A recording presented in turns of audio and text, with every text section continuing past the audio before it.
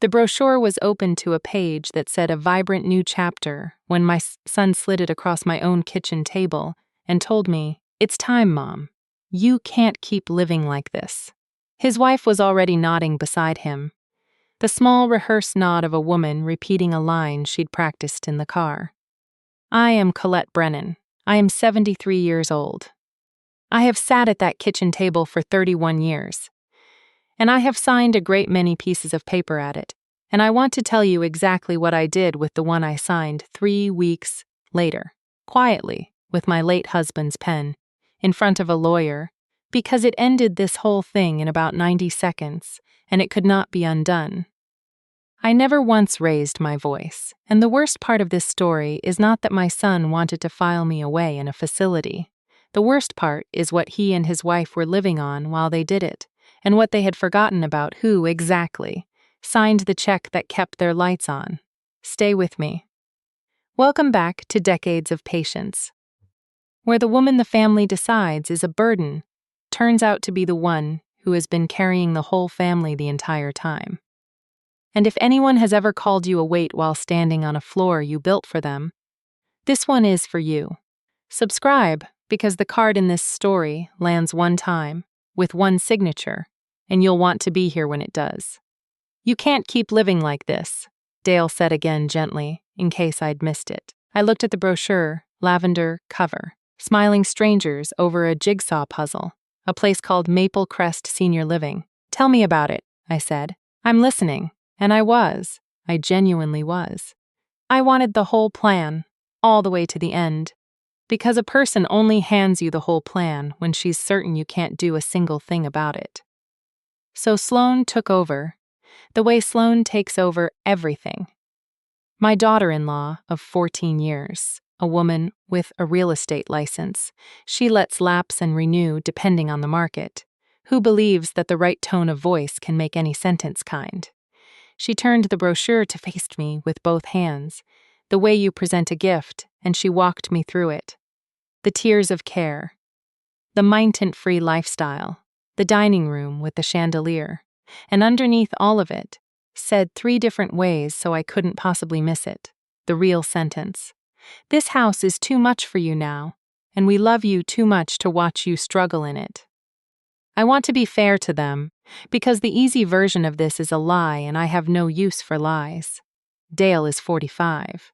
He has his father's shoulders and none of his father's stillness, and that afternoon he was a frightened man doing a cowardly thing while telling himself it was a tender one. Sloan is not a cartoon. She is a woman who genuinely believes that comfort is the highest form of love, and that anything standing between a person and comfort, including that person's own wishes, is an obstacle to be managed warmly. Neither of them woke up one morning and decided to throw their mother away. They decided it slowly, across a year of reasonable conversations, that I had become a problem, and Maple Crest was the answer. Somewhere in there they stopped checking whether their facts were facts. That last part is the only part that ended up mattering. "It's a lot to take in," Sloan said, and put her warm hand over my cold one. "We don't expect an answer today." "Of course not," I said. "Will you do something for me, though? Will you take me to see it? I'd like to walk through before I decide anything." They lit up. I watched them light up, because to them, I'd like to see it was a yes wearing a coat, and they had braced for a fight and gotten cooperation, and a cooperative old woman is the easiest thing in the world to move. Dale reached over and squeezed my shoulder and said, "That's great, Mom. That's really mature of you." And I let that word sit on me. Mature, as though I were the child and he the patient parent. And I said nothing, because the first thing they teach you in my old line of work is that the person who talks least in a meeting usually walks out holding the most. Here is what they knew about me, and what they thought it meant, and the gap between those two things is the whole story. They knew Mom worked at the credit union. To Dale, that was a sweet, small thing his mother did. A teller window, a coffee mug, a retirement clock.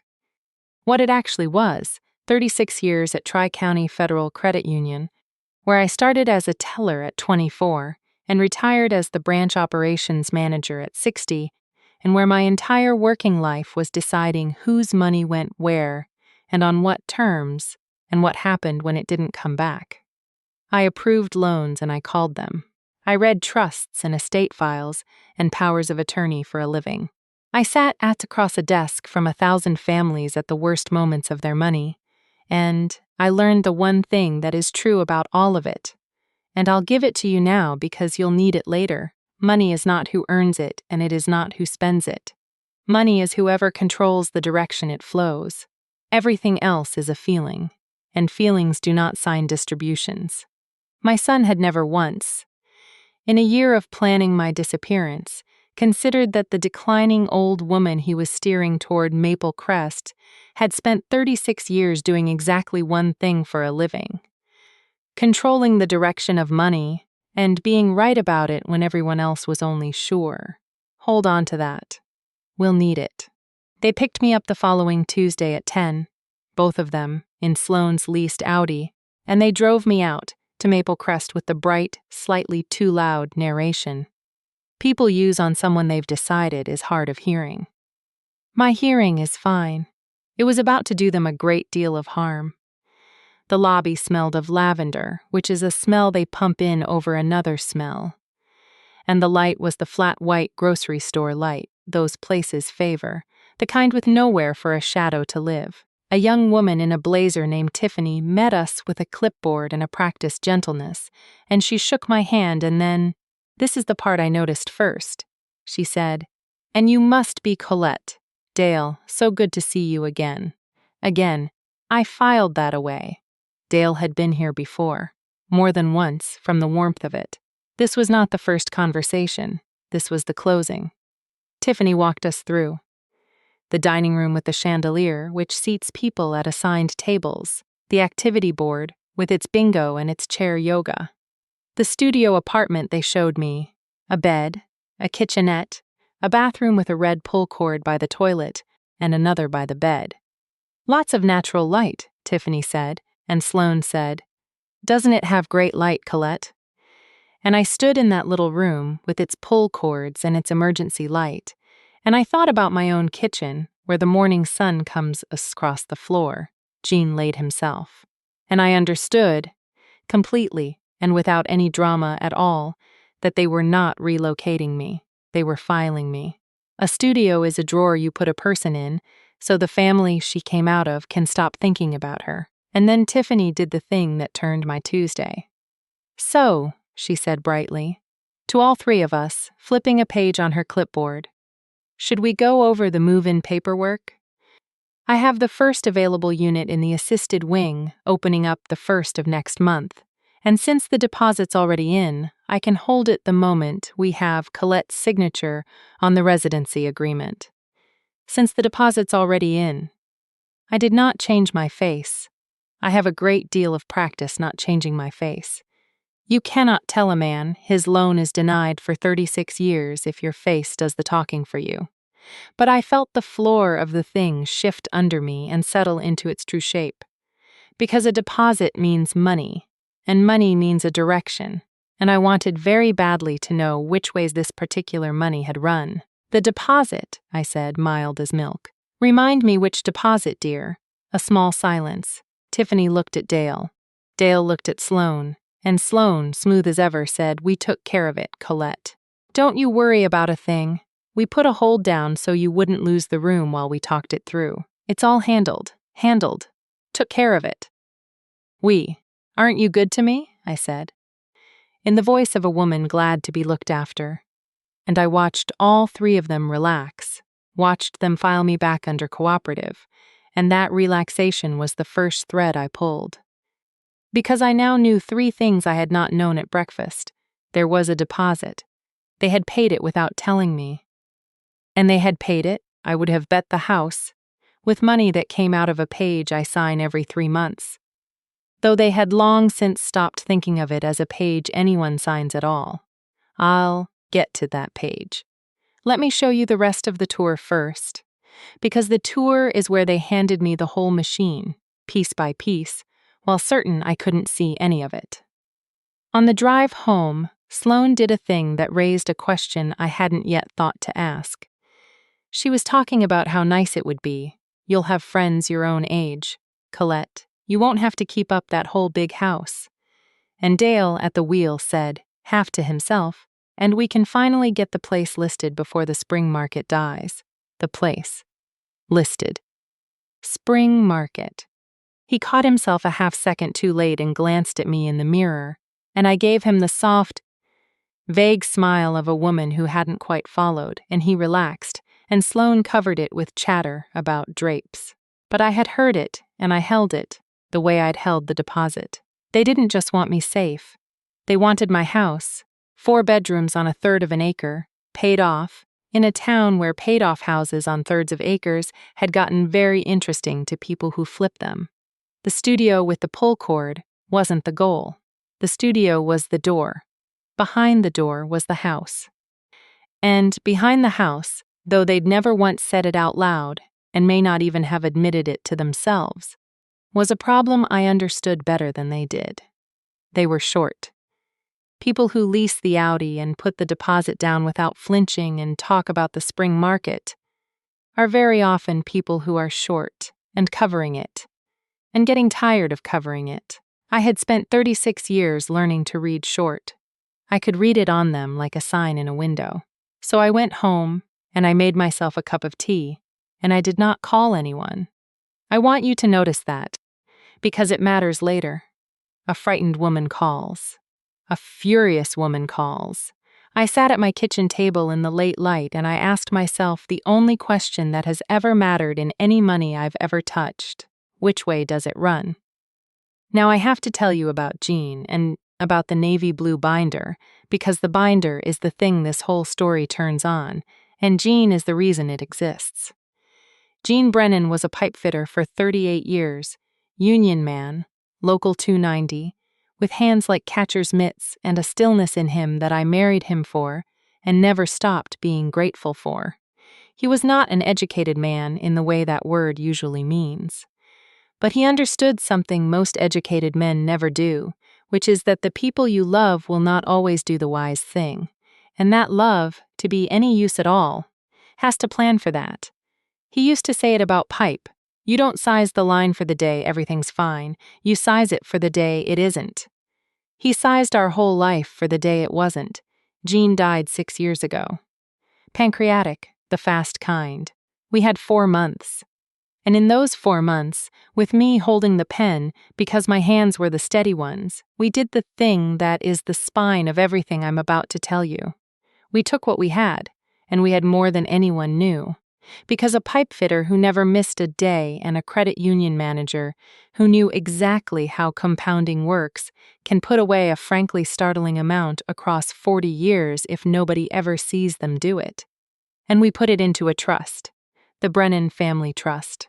Funded with our savings, Jean's union pension survivor benefit, and a $400,000 life insurance policy that paid out when he died.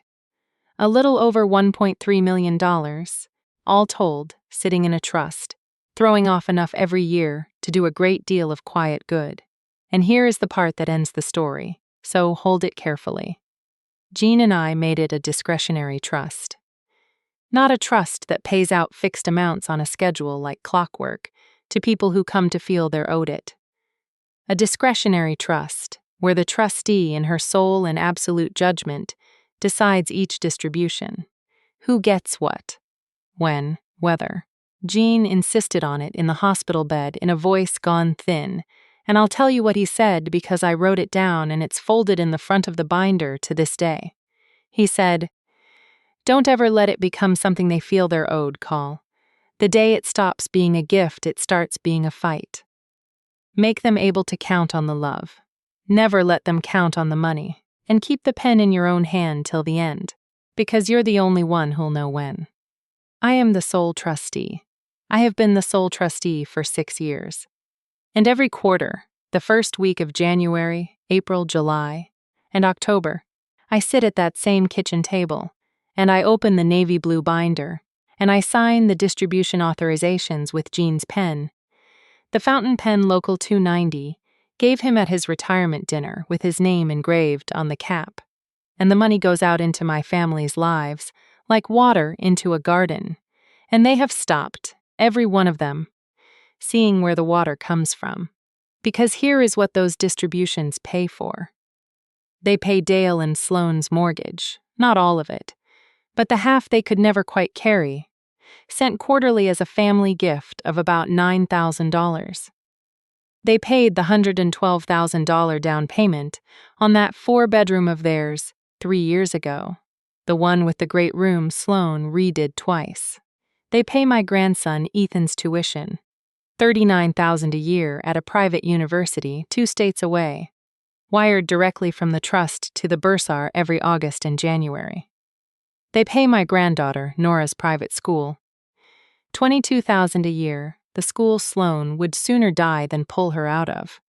And every quarter there is a cushion on top, a few thousand for the kids, for braces and basketball camp and the vacation to wherever. That has become so regular that no one in that house any longer experiences it as a gift. It's just the weather, it's just how money is. They live, all of them, inside a climate I control with a pen, and they had come to my kitchen table to tell me I was a burden. Do you see it now? I want to make sure you see it, because they never did. They thought the money ran from them to me, that I was the dependent, the cost, the line item, the old woman whose house had to be liquidated to fund her care. They had the direction exactly backwards. The money ran from me to them. It always had.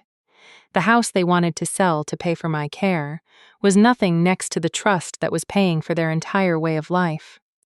And they had forgotten. The trust was even a thing that required a signature, because the signature had never once failed to come. A trustee's first duty, they taught us in the fiduciary training I sat through more times than I can count, is not to be liked. I had spent 6 years being liked. I was about to remember the rest of the job.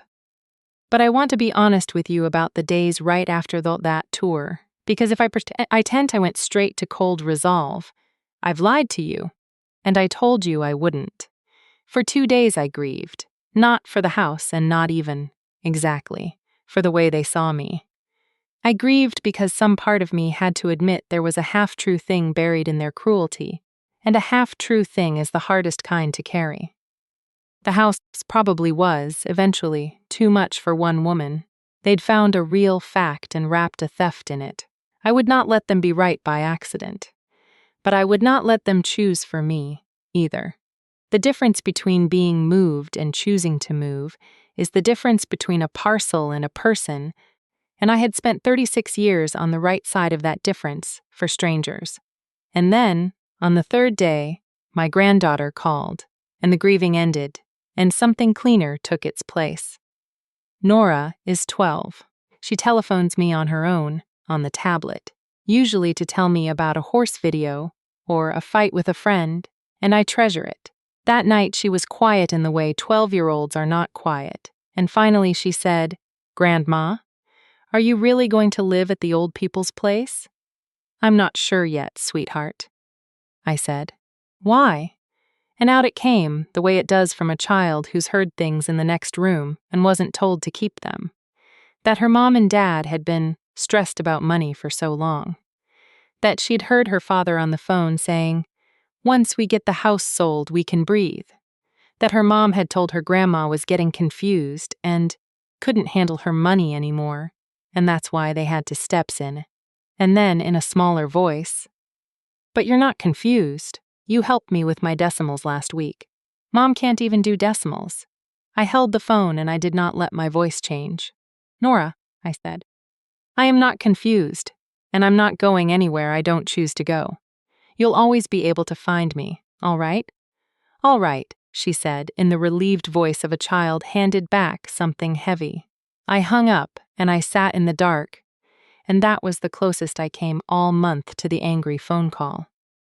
Because they had told a 12-year-old that her grandmother's mind was going.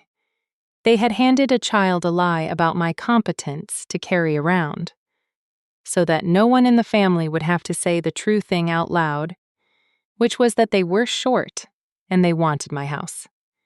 and they had decided that the simplest way to get it was to redefine me as someone who could no longer be trusted to decide things. That last word is the one that stopped me cold. Trusted. Because if you can convince enough people that an old woman can't be trusted with her own decisions, the next step is not Maple Crest. The next step is a courthouse. The next step is a quiet little petition for guardianship, a friendly evaluation, a judge who sees a tidy son and a confused-seeming mother and signs the paper that takes away her right to decide anything. Her house, her money, and, though they may not even have thought it through this far, her trust. Her trust. I went very still when I got there because I finally understood the true shape and the true size of what was being done to me. This was never only about the house. If I were declared incapacitated, I would no longer be a competent trustee, and a successor would step in. And the successor named in the Brennan Family Trust, in the document Jean and I signed 6 years ago, when Dale was the obvious choice, and the future was a fog, the successor trustee was Dale. If they could make the word confused stick to me, they didn't just get the house.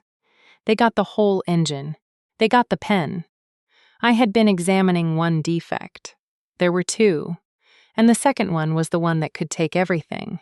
So the next morning I did 3 things, in order, the way I've done everything in order my whole life, and I want to walk you through them, because this is where patience stops being a feeling and becomes a plan. The first thing I did was protect the word. The whole machine ran on confused, exactly the way it would run in a courtroom. So I drove myself. I drive perfectly well to Dr. Aboa, who has been my physician for 9 years, and I told her plainly what was happening, and she listened. And then she ran the full cognitive evaluation, the formal one with a score.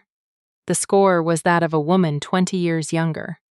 She wrote a letter, signed and dated and notarized, stating she had no clinical concern whatsoever about my capacity to manage my own affairs, and that any representation to the contrary should be regarded with skepticism. I drove home and slid that letter into the front of the navy blue binder, on top of Jean's note, the shield laid over the sword. The second thing I did was visit a lawyer. Her name is Helena Brandt, and she is the attorney who drafted the Brennan Family Trust with Jean and me 6 years ago. In a conference room that smelled of coffee, with Jean in a wheelchair by then, and still cracking jokes at the notary. Helena is 60, precise, and constitutionally incapable of letting a loose sentence go by, and she is the witness in this story, so remember her. She's the one who was sitting at the table when the card landed, and she's the reason it isn't just an old woman's word against a tidy young couple's. I called her, and I told her the whole of it. The brochure, the deposit, the spring market, the confused, the successor clause. And Helena, who had held Jean's hand through the worst 4 months of his life and mine, listened without a single interruption, and at the end she took off her glasses and said the most satisfying professional sentence I had heard since I retired. "Colette," she said, "they have no idea what you are, do they?" "No, Helena," I said. "They think I'm the burden." She did not quite smile. Let's review what the burden can do. Here is what Helena confirmed, certified in writing, what I already knew but needed beyond all argument. Because I do not act on what I feel, I act on what is documented. I was the sole trustee of a discretionary trust, with sole and absolute discretion over every distribution. No beneficiary was entitled to a fixed dollar of it, not the mortgage gift, not the tuition, not the cushion. Every cent that flowed to Dale and Sloan and the grandchildren flowed because I, each quarter, chose to let it. I could reduce any distribution. I could suspend any distribution. I could direct the trust's giving in any way consistent with its purposes, which Jean and I had written broadly on purpose: the health, education, and welfare of the beneficiaries, in the trustee's sole judgment. Sole judgment. The 2 best words Jean ever insisted on, and I could amend the line of succession. The trust was revocable as to its administrative terms while I lived and served. I could remove Dale as successor trustee and name another. which mattered enormously. Because as long as Dale was the man who'd take the pen if I couldn't, he had every incentive in the world to make sure the world believed I couldn't. "There's one more thing," Helena said, and slid a single page across to me, and put her finger on a clause, the way I'd taught my tellers to put a finger on the line that matters, so the customer's eye can't slide past it. "You also have the power, as trustee, to make distributions for a beneficiary's benefit by paying third parties directly, or to decline to, which means you are not obligated to send the gift to Dale and let him spend it. You can pay what you judge is genuinely for their welfare, directly, and withhold the rest." She looked up. "You can turn off the river, Colette, quietly, today, and there is nothing they can do about it, because there was never a promise. There was only your signature, every quarter, that they mistook for a promise. There it is, that was the card. I had held it for 6 years without once needing to play it, and I want to be honest about the moment, because something in me grieved even as something else went very calm. I did not want to do this. I am not a woman who enjoys consequence. I spent 36 years trying to keep families from the cliff, not nudge them over it. But you cannot hold a card you are afraid to play, and a trustee who will not exercise her discretion, when discretion is exactly what's called for, is not kind. She's just a rubber stamp who hasn't been told yet. The third thing I did was wait, on purpose, because the quarterly distribution for the new quarter came due the first week of the coming month, the same first of the month they'd booked my move-in for. And I wanted the timing to be exact. I wanted the responsible choice to land on them, on the very day they'd chosen to land it on me. Now, before I take you to the table, I want to ask you something. And I mean it, because it matters to me that you're actually here and not letting this play in another tab. Has anyone ever decided you'd become a burden, looked at the whole of your life and reduced it to a cost to be managed, without once asking what you were actually holding? Write their first name in the comments. Just the first name. I read everyone. And subscribe, because the next few minutes are the ones I built this whole story to reach. I did not tell Dale and Sloan any of it. Not the doctor's letter, not Helena, not what I'd learned about the deposit, not what I intended to do. For 2 weeks, I stayed exactly the woman they'd decided I was, cooperative, a little vague, grateful to be handled, because the surgeon does not announce the incision. I let Sloan email me brochures about downsizing your treasures. I let Dale leave a voicemail about getting some packing help lined up, no rush. Mom, I let them book the movers for the first. I even let them believe I'd sign the residency agreement when the time came, because a person who thinks she's already won stops watching the door.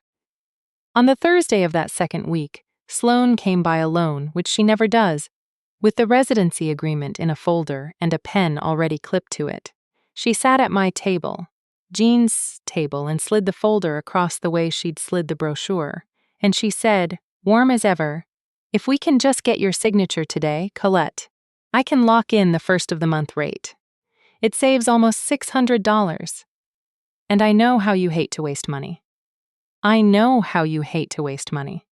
She was using the very carefulness she mocked at every dinner to hurry me into signing away my own life, and she did it with a smile, and I want you to understand that this is the most honest picture of her I can give you. Not cruel, exactly, just certain that the warm tone made it kind. So I picked up the pen. I watched her relax. I have a great deal of practice picking up a pen and not signing it. $600, I said, turning the pages slowly, the way a careful woman does. You're right, I do hate waste. Let me read it through this weekend, dear, and I'll have it ready for you Sunday. And I set the pen down, uncapped, beside the blank signature line, a small, specific cruelty of my own, leaving the pen ready and the page empty. And she had to smile and say, of course, because a woman who is pretending I'm fragile cannot suddenly demand that I sign faster. Her own story protected me. It would go on protecting me right up until the dinner. She left the agreement on my table. I never read a word of it. I had a different page to write, And in the quiet, with Helena, I assembled the file. Not a weapon of rage. A closing file, clean and airtight. The kind I'd have approved across my own desk without a flag. A formal trustee resolution suspending the discretionary family distributions, effective immediately. An amendment removing Dale as successor trustee and naming a licensed corporate fiduciary in his place. A bank's trust department, neutral, professional, beyond reach. A schedule, in my own hand, of exactly which payments would continue and which would stop, because I want you to hear this part clearly. I did not turn it all off out of spite. The children's education I would keep paying, directly to the schools, because the schools were never the ones who called me a burden, and a 12-year-old who can't do decimals should not lose her tutor because her parents lost their judgment. But the mortgage gift, the cushion, the river of unearned ease that Dale and Sloane had come to mistake for the natural order of things, that I would stop. The way you turn off a tap. Cleanly, with one hand. Then I invited them to dinner.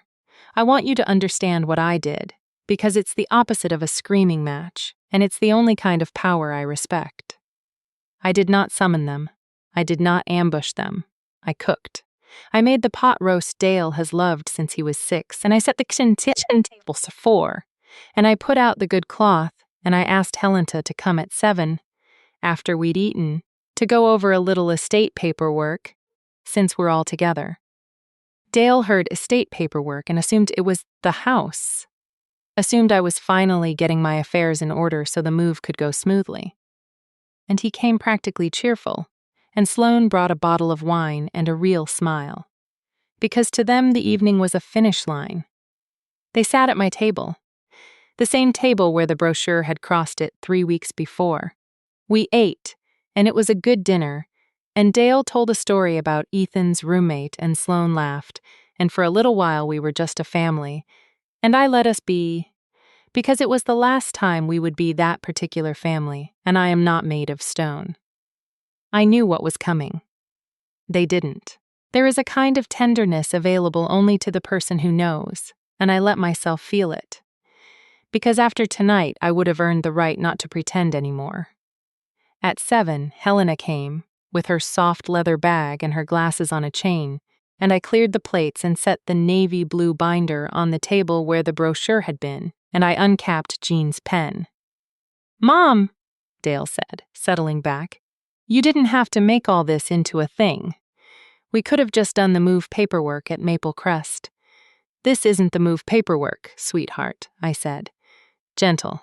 I have always believed you deliver the hard news gently. It's the only mercy left to offer. Sit with me a minute. There's something about our family that you've never had to understand, because you've never once had to. I'm going to explain it to you now, and then I'm going to do something, and I want Helena here so that it's done correctly, on the record, and so no one can ever later decide it happened differently than it did." A flicker crossed Sloane's face. The professional flicker, the one a person who's signed a lot of contracts gets when a deal she thought she controlled develops a clause she didn't author. I opened the binder. "This is the Brennan Family Trust," I said. "Your father and I created it 6 years ago, when he was dying, in Helena's office. There's a little over $1.3 million in it. I watched the number land on them, watched Dale's mouth open slightly, because he had never heard it, because we had never told anyone. Dale, do you know where the down payment on your house came from? The $112,000 3 years ago that you and Sloane called a gift?" He didn't answer. He'd gone still. "It came from here," I said, and laid my hand flat on the binder. "Do you know what pays the back half of your mortgage every quarter? The $9,000 that arrives like clockwork that you've stopped even mentioning to me? It comes from here. Ethan's tuition, $39,000 a year, wired to the bursar every August. Nora's school, $22,000. The cushion, the vacations, the breathing room. Every dollar of ease in your life that your jobs don't cover. And your jobs cover less than half of how you live, Dale. I've watched the pattern for years, comes from this binder. From a page I sign at this table 4 times a year, with your father's pen. The kitchen was very quiet. Helena sat with her hands folded, the way a good witness sits, present and saying nothing. You came to this table 3 weeks ago, I said, and you told me I was a burden, that I couldn't keep living like this. You'd put a deposit on a room for me without asking. You wanted to sell my house. And you'd told my granddaughter that my mind was going, so that no one would have to say out loud what was actually happening, which is that you've been short for years and tired of being short. And you decided the cleanest way out was to file me away and liquidate me. I said it without heat. I want to be precise because Helena is here and precision matters.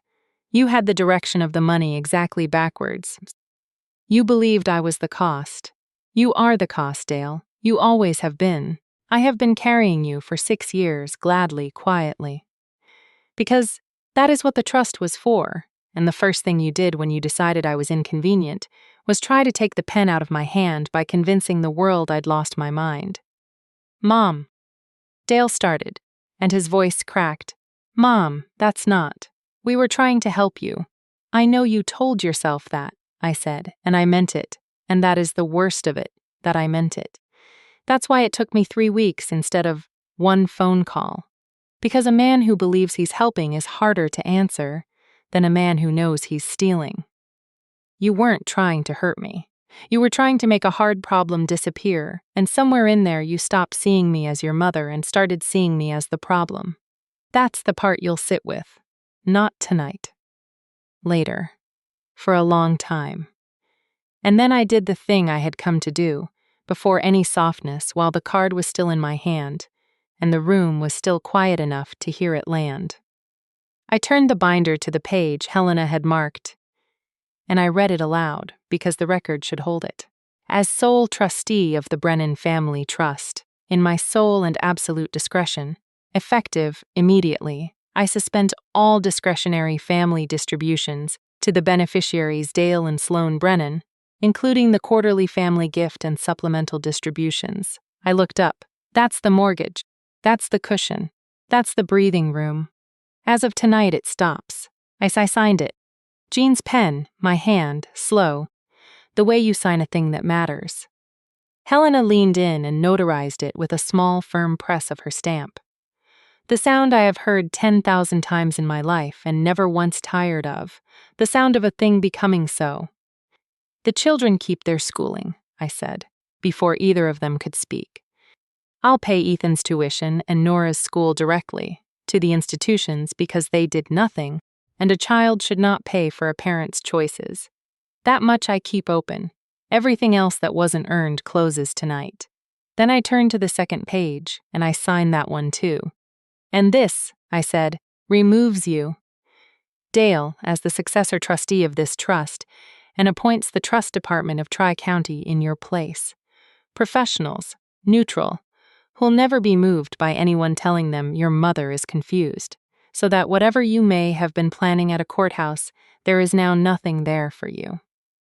The pen was never going to pass to you. I've made sure of it. Your father wanted it in my hand until the end, and after my hand, in no hand that could be pressured by this family. It's done. 2 signatures. 2 stamps. 90 seconds, maybe. That was the whole reckoning. There was no shouting. I never raised my voice once. The entire thing was conducted at the volume of a woman offering coffee, which I had, in fact, offered them, and which now sat cooling and untouched between us. I watched it land on them. I watched Sloan do the arithmetic first, because Sloan is quick about money even when she's careless with it. 9,000 a quarter gone, the cushion gone, and a mortgage on a 4-bedroom they could never carry alone, and the spring market house they'd been counting on selling was mine, not theirs, and there was no version of the next morning in which their life did not become very small, very fast. The responsible choice. Downsizing. Living within your means. Every word they'd used on me, now true of them and chosen for them, by me, at the table where they'd chosen it for me. You can't keep living like this, I said quietly, and I let them hear the brochure in it. Either of you, not the way you've been living. So you'll do what people do when the easy money stops. You'll sell the big house, the one the trust bought you, and you'll buy a smaller one, the one your jobs can carry. You'll give back the Audi. You'll learn the difference between a gift and the weather. I'm not punishing you. I'm just no longer protecting you from the size of your own life. That protection was a choice I made every quarter, and tonight I'm making a different one. That's all a trust ever is. A choice somebody makes over and over that everyone else mistakes for a fact. Dale put his head in his hands. Right there at my kitchen table, my 45-year-old son, the boy I taught to ride a bike on that street, put his face in his hands, and he said, not to me, not to Sloan, to the tablecloth. We never even knew where it came from. No, I said. You didn't. You never asked which way the money ran. You just stood in the river and called the woman upstream a burden. Sloan tried once. I'll give her that. She's a fighter. Colette, she said, and her voice was very careful now, all the warmth gone out of it and something harder underneath. You can't just cut off your own family. Those kids depend on. The kids are taken care of, I said. Read the resolution. I separated them from you precisely so I could keep them whole while I stopped carrying the two adults who insulted me. That's the difference between us, Sloan. Even tonight, even now, I am still thinking about who actually deserves protecting. You stopped doing that a year ago, around the time you put the deposit down. I closed the binder. Helena has copies for each of you. Take them home and read them. I read everything before I sign it. You might start. Helena slid the copies across the table, neat, stapled, and said the thing a good witness says, in her dry, certain voice. For the record, the trust is valid, the discretion is absolute. The suspension and the successor amendment are both within the trustee's authority and properly executed. This isn't a family argument. This is a fiduciary exercising her judgment exactly as the instrument provides. I drafted it. I've reviewed it. It holds. She had held this card with me for 6 years, and she set it down now like a woman closing a book she had read carefully, and that was it. There was no more to say, because you cannot argue with a document the way you can argue with an angry woman. That is why I was never going to be the angry woman. Anger can be answered. A signature cannot. They left at 8:30. Dale hugged me at the door, mechanically, the way you do a thing your body remembers when your mind has gone elsewhere, and Sloan did not hug me at all. And I watched the leased Audi back out of my driveway for what I suspected, correctly, was one of the last times I'd see it. Then I went back inside and washed the good cloth by hand and put Gene's pen back in the front of the binder, beside his note, and I went to bed in the house since no one would be selling. And I slept like a woman who has finally signed the page that had been keeping her up nights. Now I told you I would give you the true ending, not the satisfying one. Because I don't lie to make a story land harder. So here is the true one. The card fired once, that night, irreversibly, before anyone said sorry. And I'm proud of that, and I want you to hear why. You do not wait for the apology to protect yourself.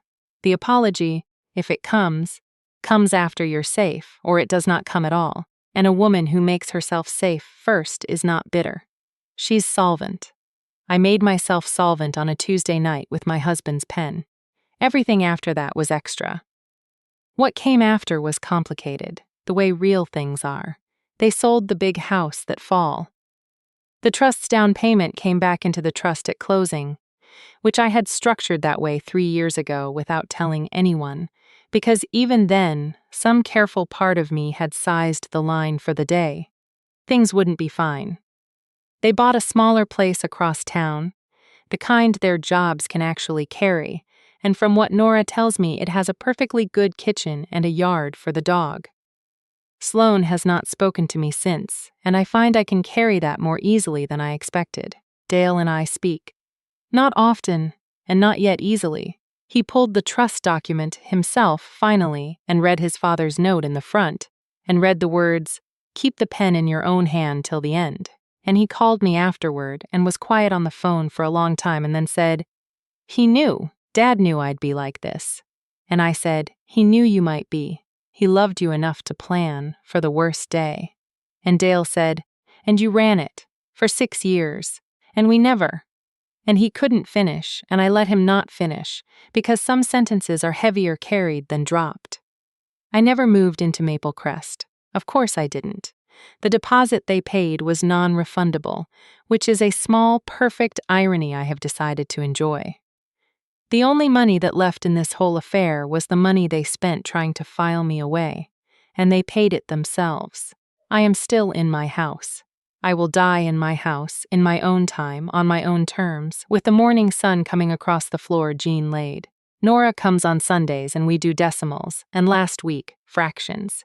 And she is getting very good, and I am teaching her something else too. In small doses she doesn't know are lessons. How to read the second page, how to ask which way the money runs, how to tell the difference between someone who loves you and someone who has simply gotten used to drawing on you. I am still the trustee. I sign the children's tuition directly, every term. And I will until they're grown, because that was never about Dale and Sloan. And the quarterly family distribution I suspended is still suspended, and I have not reinstated it, and I want to be honest that I may never.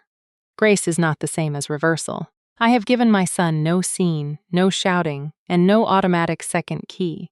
If, someday, he becomes a man who understands what the river was, who carries part of someone instead of only ever being carried, I'll know. The way Jean promised I'd know, and I'll make a different choice with the same pen. But I will not be rushed to it by guilt, and I will not be argued into it, and it will be a gift, freely given, and never again a thing anyone feels they're owed. That distinction cost me a marriage to keep. Jean fought for it from a hospital bed, and I am not going to spend it cheaply now that he's gone. So here is what I want to leave you with, because I didn't make this to tell you a story about me. I made it for you. Concern is a gift. But the moment someone hands you their concern with one hand and reaches for your keys, your house, or your good name with the other, it has stopped being concern and become an inventory. You are allowed to know the difference. You are allowed to be old without being filed away, to be helped without being handled, to be loved without being managed onto a balance sheet as a cost. And if you are the careful one, the quiet one, the one upstream, the one who built the floor everyone else is standing on without ever looking down, then hear this, because it's the permission, and I want you to take it. You do not owe anyone the pen. You can hold it to the end. You can decide, each quarter, each day, which way your love runs and how far, and you are allowed to change the direction the moment someone mistakes your generosity for their entitlement. That is not cruelty. That is what a trustee is for.